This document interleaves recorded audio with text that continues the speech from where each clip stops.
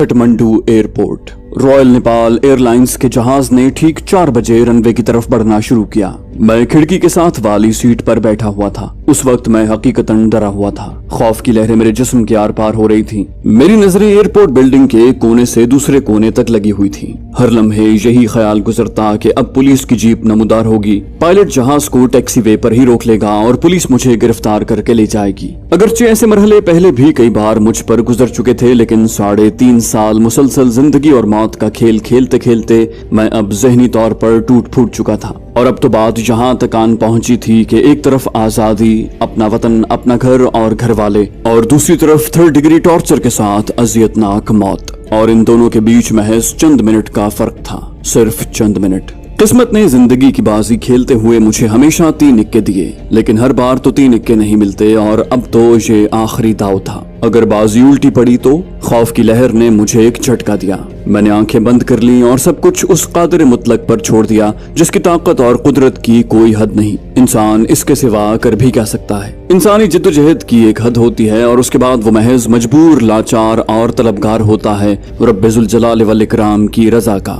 मुझ पर एक गुनूदगी सी छा गई थी। अचानक एयर होस्टेस की मधुर आवाज मुझे गुनूदगी से बाहर ले आई। सेफ्टी बेल्ट खोलने और सिगरेट पीने की इजाजत मिल गई थी। मैंने सिगरेट निकाल कर सुलगाया और एक लंबा कश लिया। जहाज हिमालय की बर्फपोश चोटियों को नीचे छोड़ता हुआ बुलंद हो रहा था। माउंट एवरेस्ट की चोटी दाएं तरफ दिखाई दे रही थी। जहाज के अक्सर मुसाफिर ये चोटी देखने के लिए जहाज की इस जानिब की खिड़कियों की तरफ चले आए थे, लेकिन मेरा जहन सिगरेट के धुएं के मरगूलों के साथ माजी की तरफ जा रहा था। 3.5 साल, 1185 दिन, और इन 1185 दिनों में बीते हुए अनगिनत वाकयात एक तेज रफ्तार फिल्म की तरह मेरे जहन के पर्दे से गुजर गए। जल्द ही पहाड़ खत्म हो गए। एयर होस्टेस ने बताया कि अब हम बांग्लादेश के ऊपर से गुजर रहे हैं और दरियाए करनाफली का डेल्टा हमारे नीचे है। दर्जनों पार्टों में तकसीम डेल्टा मीलों तक फैला हुआ था और शाम के ढलते हुए सूरज की तिरछी शुआओं ने दरियाए करनाफली की इन दर्जनों शाखों में एक आग सी लगा रखी थी। शायद ऐसे ही किसी मंजर के फरेब नजर ने शेख मुजीबुर रहमान को मशरकी पाकिस्तान को अलहदा करके बांग्लादेश बनाने के लिए हमार देश, तमार देश, सनार देश कहने पर मजबूर किया था। लेकिन ये तो महज अक्स था, फरेब नजर था जिसे सच समझकर दुनिया की सबसे बड़ी इस्लामी मुमलिकत को 2 लख्त कर दिया गया। उस वक्त बांग्लादेश बने कई साल बीत चुके थे, लेकिन मशरकी पाकिस्तान के लिए लफ्ज बांग्लादेश मेरे दिमाग में कहीं फिट नहीं होता। और आज भी यही हाल है कि चाहे कितनों को बुरा लगे, मैं उस खित्ता जमीन को साबिक मशरकी पाकिस्तान ही कहता हूँ। जैसे दूरी और जुदाई से खून के रिश्ते नहीं टूटते, वैसे ही उस खित्ता जमीन को साबिक मशरकी पाकिस्तान कहने से अपनायत का एक अनदेखा रिश्ता महसूस होता है। अपना था फिर साबिक हो गया, ये रिश्ता कायम रहा तो साबिक फिर अपना हो सकता है इंशाल्लाह। खैर, हमारे जहाज की मंजिल बैंकॉक थी और मुझे बैंकॉक के पाकिस्तानी सिफारत खाने से कराची के लिए हवाई टिकट लेना था। ये वाकया अचानक मेरे जहन में आ गया तो ये वाकयात के तसलसल का एक हिस्सा है। इसे आपकी आगाही के लिए बयान कर देते हैं। मेरा सफर कैसे शुरू हुआ, मैं इसे आपके सामने बयान करता हूँ। मुझे अफगान एयर के जहाज पर भी भेजा जा सकता था जो यूएनओ ने पाकिस्तानी महाजरों के लिए चार्टर किए थे, लेकिन अफगान एयर के जहाज दिल्ली के हवाई अड्डे पर रिफ्यूलिंग के लिए उतरते थे। इस दौरान भारतीय सीबीआई और फौजी जासूसी इदारे के कारकुन जहाज में आकर मुसाफिरों को चेक करते और अगर उनमें कोई वांटेड होता तो उसे उतार कर ले जाते। मेरा नाम तो उनके मतलूबा अफराद में बहुत नुमाया था। और फिर काठमांडू में भारतीय सिफारत खाना मेरी असलियत का इल्म हो जाने पर मेरी नकलो हरकत पर मुसलसल कड़ी नजर रखता था। इसीलिए मुझे काठमांडू एयरपोर्ट पर चीन की सिफारती गाड़ी में लाया गया। इमिग्रेशन के कागजात भी उन्हीं के वसाइल से मेरी गैर मौजूदगी में मुकम्मल हुए और जहाज की ऐन रवानगी के वक्त जबकि सीढ़ियां हटाई जा रही थीं, सिफारती गाड़ी जहाज के करीब आई और मुझे जहाज में बिठा दिया गया। इन तमाम एहतियाती तदाबीर के बावजूद जब तक जहाज ने खासी परवाज न कर ली, अंदेशे मेरे दिमाग में सर उठाते रहे। जहाज रॉयल नेपाल एयरलाइंस का था और बहुत कम मुसाफिर थे। मैं निस्बतन ज्यादा खाली सीटों के हिस्से में एक सीट पर बैठा हुआ था। बैंकॉक तक का सफर 6.5 घंटे का था। जहन ने माजी में छलांग लगाई और जहां आके रुका वो 16 दिसंबर 1971 का मनहूस दिन था। मैं तरबेला डैम बनाने वाली कंपनी टीजेवी तरबेला जॉइंट वेंचर में असिस्टेंट पब्लिक रिलेशंस ऑफिसर था। माकूल तनख्वाह थी। कंपनी ने बहुत सी सहूलतें दे रखी थी और जिंदगी निहायत सुकून से गुजर रही थी।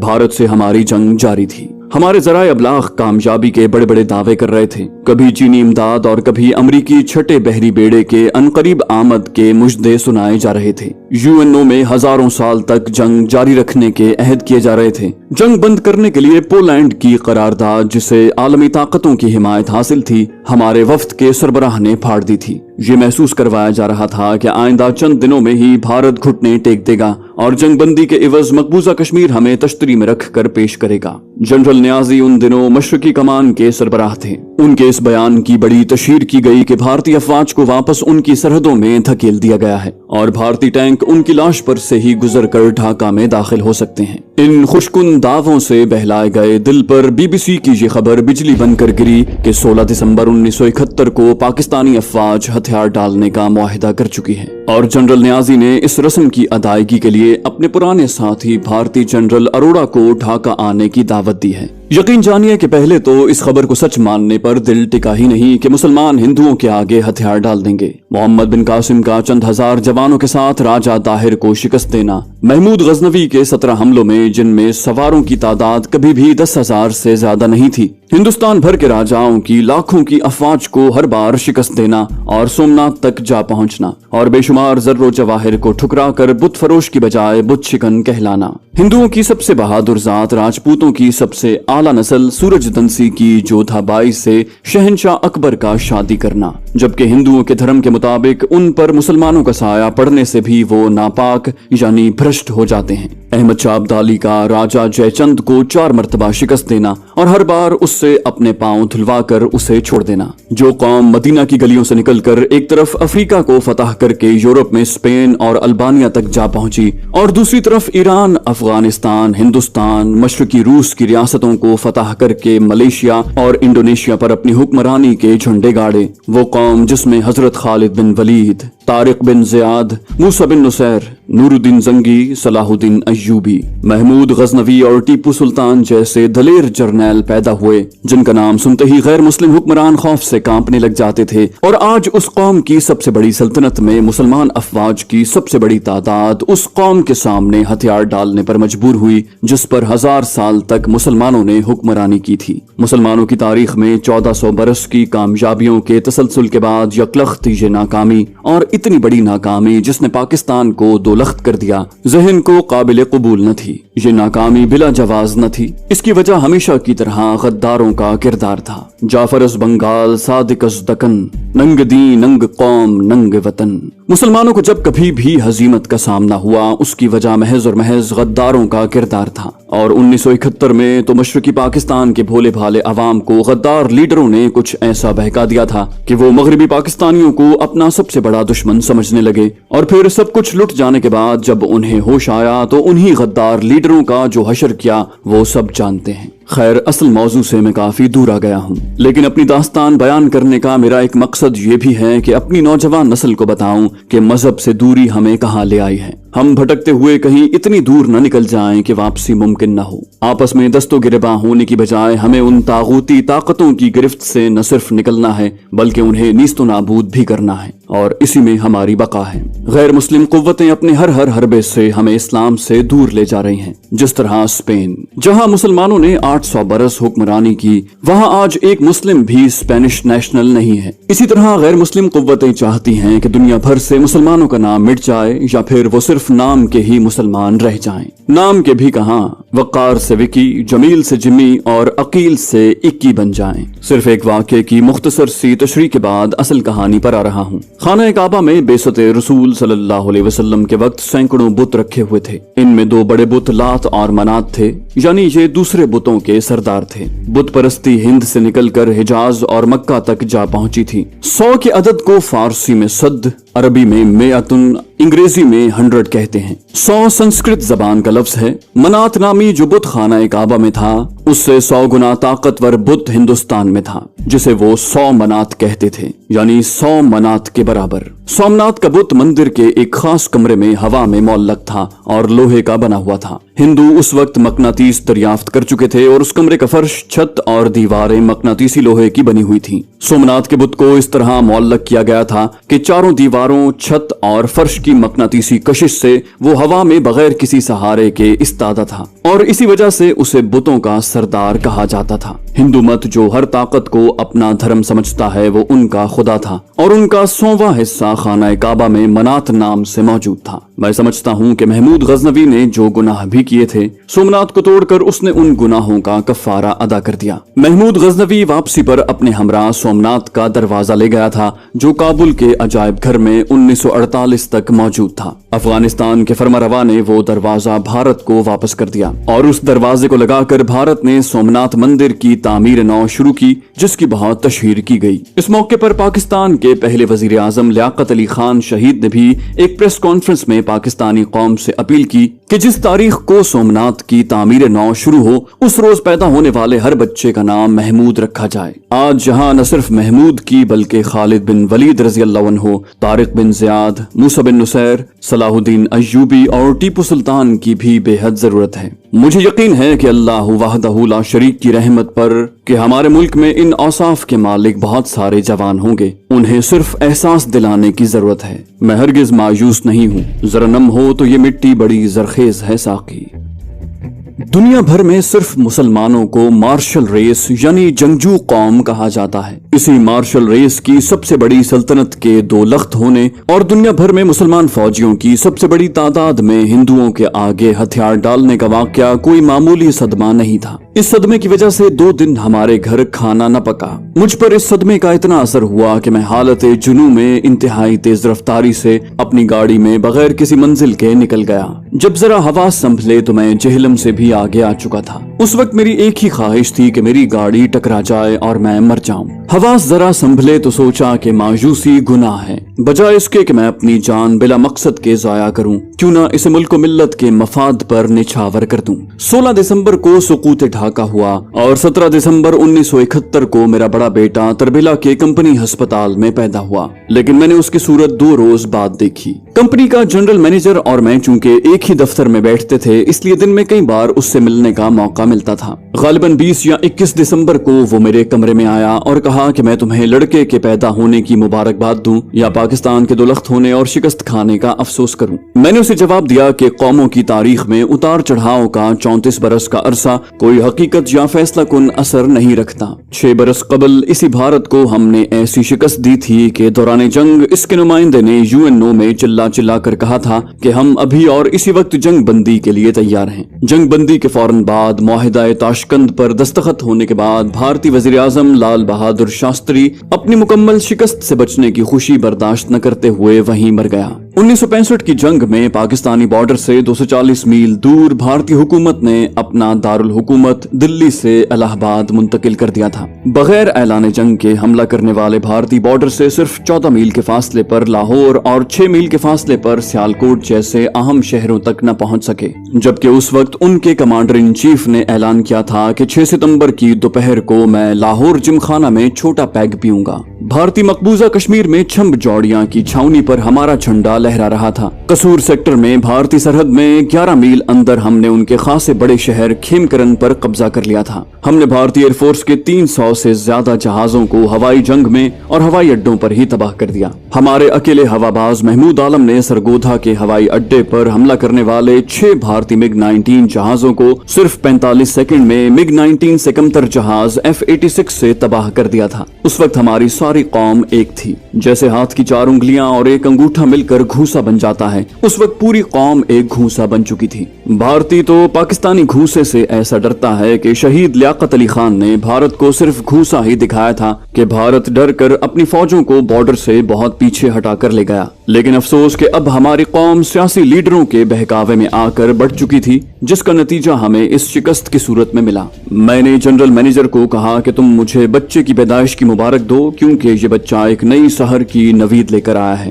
कहने को तो दिल को बहुत ढारस देता था, लेकिन दिल था कि काबू में आ ही नहीं रहा था। बिलाखिर जनवरी 1972 के दूसरे अशरे में मैंने मुलाजिमत से इस्तीफा दे दिया। 1 माह का नोटिस पीरियड पूरा करके मैं अपनी फैमिली को अपने आबाई गांव में छोड़कर रावलपिंडी आ गया। اور افواज پاکستان کے ایک انتہائی حساس ادارے میں جا کر خود کو کسی بھی قسم کے خطرناک کام کو کرنے کے لیے والنٹیئر کر دیا۔ ادارے کے حکام پہلے تو حیران ہوئے کہ مایوسی کے اس دور میں ایک سویلین اس طرح خود کو والنٹیئر کر رہا ہے۔ قریب 20 روز میرے مختلف اقسام کے انٹرویو ہوتے رہے۔ اس دوران انہوں نے اپنے ذرائع سے میرے پورے ماضی کو کھنگال ڈالا۔ جب وہ پورے طور پر مطمئن ہو گئے تو انہوں نے مجھے درپیش آنے والی مشکلات، زندگی کے خطرے اور پکڑے جانے کی صورت میں انتہائی تشدد سے ڈرانا چاہا، کیونکہ وہ چاہتے تھے کہ اس ادارے کے لیے کام کرنے کا میرا ارادہ اگر محض ایک وقتی جنون ہے تو اس صورت میں بیک آؤٹ ہو جاؤں۔ لیکن میری ثابت قدمی سے جب انہوں نے دیکھا کہ میں وقتی جنون کا شکار نہیں بلکہ اپنے وطن کے لیے بڑی سے بڑی قربانی دینے کو دل کی گہرائیوں سے تیار ہوں، تو پہلی ملاقات سے 1 ماہ کے اندر مجھے باقاعدہ طور پر ادارے میں شامل کر لیا گیا اور 1 ہفتے کے اندر میری تربیت شروع کر دی گئی۔ میری تربیت کے لیے 6 ماہ کی مدت مقرر کی گئی تھی، جو میں نے 4 ماہ اور چند روز میں مکمل کی۔ ملک کی سلامتی کے پیش نظر تربیت کی تفصیلات میں نہ جا سکوں گا، مختصراً صرف یہ عرض کرتا ہوں کہ بے پناہ جسمانی مشقت، judo karate, static and mobile surveillance کے طریقے، اور اگر خود دشمن کے جال میں پھنس جاؤں تو اس سے نکلنے کے طریقے، اور سب سے اہم یہ کہ اس دوران مجھے مکمل طور پر ایک بھارتی شہری بنا دیا گیا تھا۔ ان کے طور طریقے، رسم و رواج، زبان، سیاسی اور معاشرتی زندگی کے علاوہ بھارتی افواج کے متعلق تمام معلومات بھی ازبر کروا دی گئی تھی۔ ان کی ٹرینوں، بسوں کے اڈوں، شہروں، صوبوں، غرضے کے ہر وہ بات جو ایک پڑھے لکھے بھارتی سے توقع کی جا سکتی ہے، اس طرح میرے دماغ میں بٹھا دی گئی کہ میں ایک مکمل بھارتی شہری کا روپ دھار گیا۔ اس کے بعد تشدد اور جسمانی اور ذہنی اذیت برداشت کرنے کی تربیت دی گئی، کیونکہ میرے اساتذہ یہ جانچنا چاہتے تھے کہ میں کس حد تک تشدد اور اذیت سہ سکتا ہوں۔ پھر وائرلیس آپریٹ کرنا، چھاونیوں اور فوجی پڑاؤ پر حملے، معلومات کے حصول کے طریقے، غرضے کے ہر پہلو سے مجھے اپنے فرائض کی انجام دہی کے لیے پوری طرح سے تیار کر دیا گیا۔ میری زندگی کی سب سے پہلی ملازمت، جو سابق مشرقی پاکستان میں چٹاگانگ میں ایک مشہور کمپنی میں چائے کی بلینڈنگ کی تھی، وہ بھارت میں مجھے اپنے کور کے لیے بہت کام آئی۔ میں لوز ٹی کے ایک تاجر کے طور پر ہر چھاونی میں جا سکتا تھا۔ کور کے مطابق بمبئی میں نیو ناگ پاڑا کا رہائشی تھا، اور یہاں تک مکمل انتظام کر دیا گیا تھا کہ اگر کوئی میرے دیے ہوئے ایڈریس سے میرا پوچھے تو اسے یہ بتایا جاتا کہ ونود چوپڑا یہاں رہتا ہے اور چائے کا کاروبار کرتا ہے۔ ونود چوپڑا میرا کور نام تھا۔ تربیت کا آخری حصہ پاکستانی چھاونیوں سے مطلوبہ معلومات حاصل کرنا تھی، اور یہی میرا امتحان تھا۔ میں نے نہ صرف مطلوبہ معلومات حاصل کی بلکہ ان کے بعض حساس خفیہ راز بھی معلوم کر کے اپنے اساتذہ کو دیے۔ چنانچہ مجھے گروپ لیڈر کے طور پر سلیکٹ کر لیا گیا۔ میرے گروپ میں 4 اور ساتھی تھے جو افواج پاکستان میں مختلف کاموں کے ماہر تھے۔ ان میں وائرلیس ٹیکنیشین، بلاسٹنگ کے ماہر، دوران مشن خطرے کو بھانپنے والے یعنی ہماری نگرانی کرنے اور کہیں پھنس جائیں تو دشمن کو زیر کرنے یا ہلاک کرنے والے تھے۔ غرضے کے یہ ایک مکمل گروپ تھا۔ بحیثیت گروپ لیڈر کے وہ میرا ہر حکم ماننے کے پابند تھے، اور خود اپنے فیصلے سے کوئی کام سر انجام دینے کی انہیں اجازت نہیں تھی۔ مجھے ان سے الگ رہنا اور ان سب کی رہائش کا علم رکھنا تھا، لیکن انہیں میری رہائش کا علم نہیں ہونا چاہیے تھا۔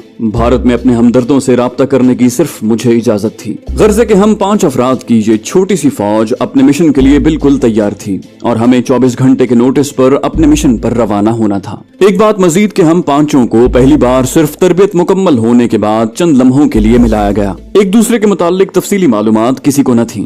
یہ ایسی مہموں کے لیے انتہائی اہم ہوتا ہے تاکہ اگر کوئی دشمن کی گرفت میں آ جائے تو تشدد برداشت نہ کرنے کی صورت میں باقی ساتھیوں کے متعلق کچھ نہ بتا سکے۔ آخری کام جو اپنے رازوں اور ساتھیوں کی حفاظت کے لیے کیا گیا تھا وہ یہ کہ ہماری ایک ایک داڑھ نکال کر اس کی جگہ سخت پلاسٹک کی داڑھ لگا دی گئی تھی، تاکہ جب تشدد برداشت کرنے کی سکت نہ رہ جائے تو داڑھ کو چبا لیا جائے۔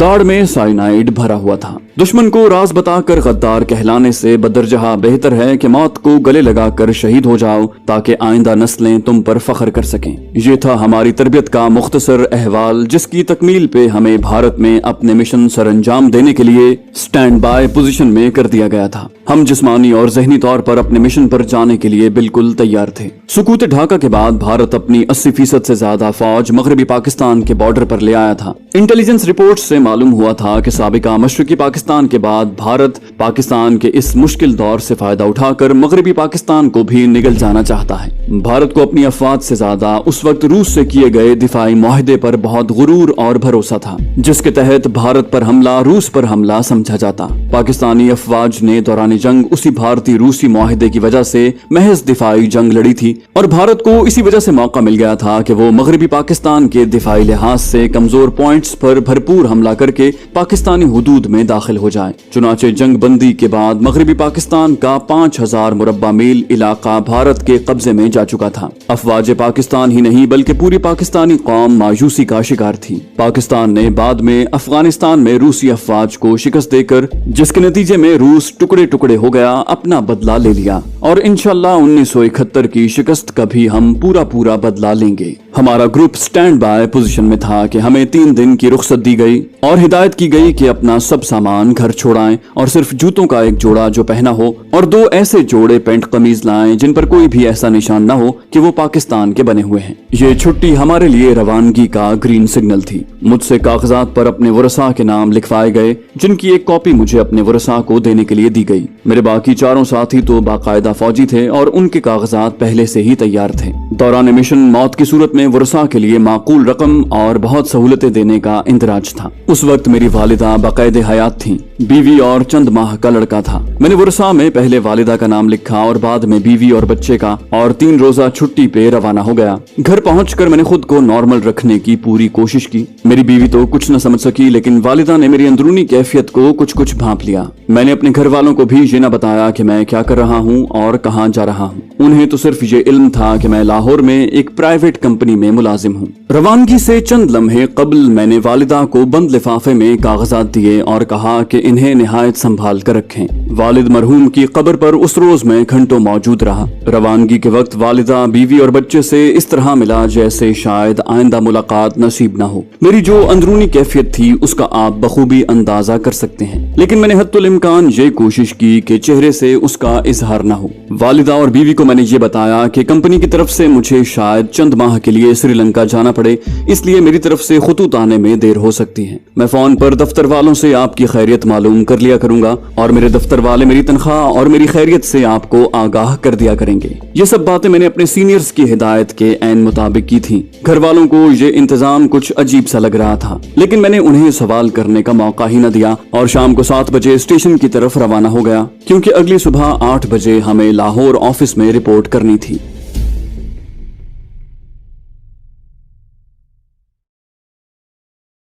तो दोस्तों, ये थी हमारी आज की एपिसोड। उम्मीद करते हैं आपको हमारी कहानी पसंद आई होगी। जाने से पहले इस वीडियो को लाइक कीजिए और शेयर करना मत भूलिए।